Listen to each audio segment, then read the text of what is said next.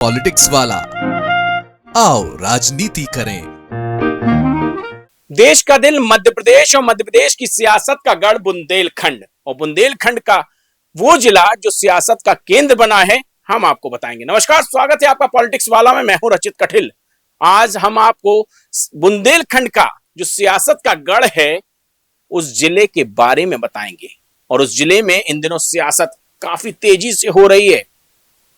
अब उस जिले में एक और व्यक्ति ने एंट्री कर ली है सियासत की उस केंद्र में। आखिरकार कौन है वो, चलिए आपको बताते हैं। सागर जिले की बीना विधानसभा में कुछ दिन पहले शिक्षकों का सम्मान हुआ और इस सम्मान समारोह में चीफ गेस्ट के तौर पर मंत्री गोविंद सिंह राजपूत को निमंत्रण दिया गया। और निमंत्रण में के साथ साथ इस कार्यक्रम में बीना की विधायिका निर्मला सप्रे भी मौजूद रही। खूब वहां पर सम्मान समारोह हुआ गोविंद सिंह राजपूत का, और उन्होंने शिक्षकों का भी सम्मान किया। निर्मला सप्रे हमेशा उनके साथ खड़ी रही वहां पर। लेकिन सियासत कब शुरू हुई, चलिए वो भी आपको बता देते हैं। सियासत शुरू हुई उसके 2 दिन बाद, यानी 48 घंटे बाद सियासत चालू हो। ये काफिला जो आप देख रहे हैं, काफिला उस सियासत की गवाही दे रहा है और शुरुआत कर रहा है कि अब सियासत शुरू होने वाली है। ये काफिला किसी और का नहीं, मध्य प्रदेश के पूर्व गृह मंत्री और बीजेपी के वरिष्ठ नेता भूपेंद्र सिंह का है। जैसे ही भूपेंद्र सिंह का काफिला बीना विधानसभा में एंटर हुआ, सियासी गलियारों में चर्चाएं शुरू हो गई और भूपेंद्र सिंह ने अपने चिरपरिचित अंदाज में इशारों में बहुत कुछ कह दिया। और क्या कुछ कहा, जरा आप भी सुनिए। भागवत कथा में पंडित जी ने कहा कि आने वाले समय में इस गांव में ये गांव डूब में आ जाएगा, या तूफान आ जाएगा, या ये गांव डूब जाएगा।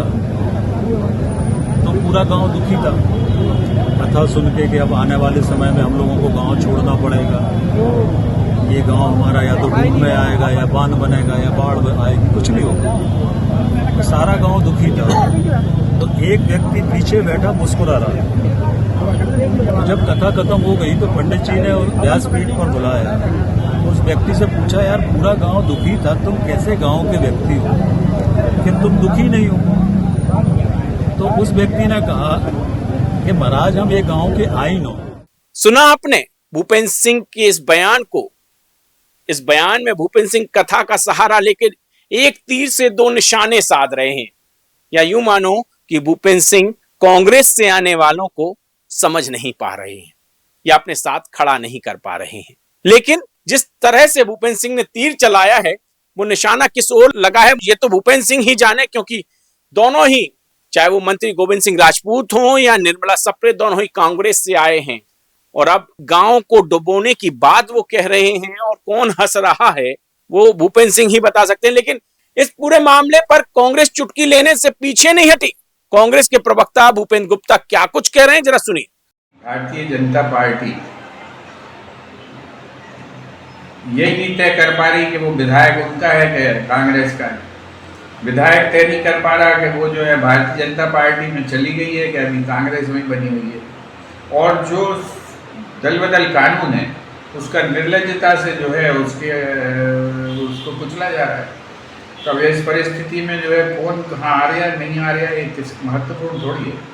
महत्वपूर्ण यह है कि भारतीय जनता पार्टी शामिल रूप से दल बदल कानून की, जिसे अटल बिहारी वाजपेयी ने जो है स्ट्रॉन्ग बनाया था, उसकी हत्या कर रही है लगातार। अब देखना यह है कि पार्टी आलाकमान इन तीरों को कब रोकेगा। भूपेंद्र सिंह द्वारा जो तीर चलाए जा रहे हैं गोविंद सिंह राजपूत और निर्मला सप्रे पर, वो कब रुकेंगे।